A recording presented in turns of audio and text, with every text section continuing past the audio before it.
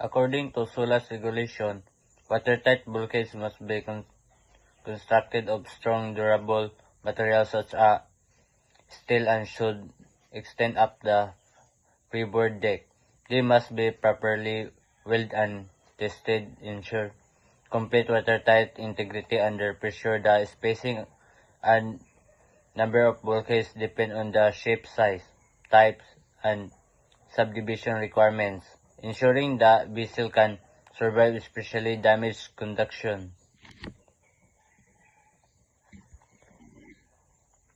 Watertight bulkheads are essential structural components required by SOLAS convention to ensure the safety and survivability of ships.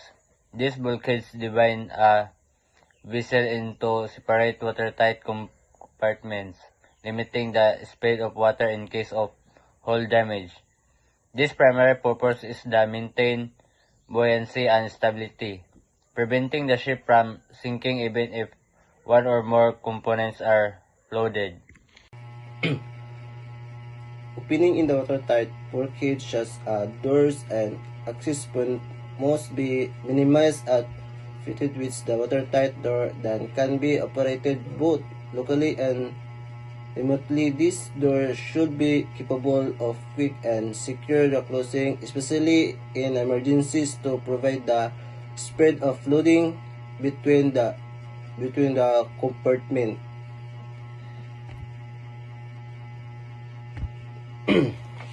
SOLAS also require the regular inspection, maintenance, and testing of watertight bulkheads and their fitting.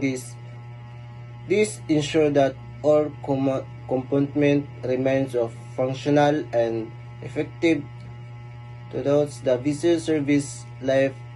Any damage or corrosion must be repaired immediately to maintain complaints.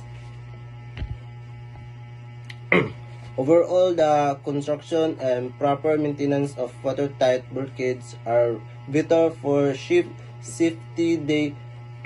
They insist the damage stability, protect lives, and ensure that vessel meet international safety and standards under the SOLAS regulations.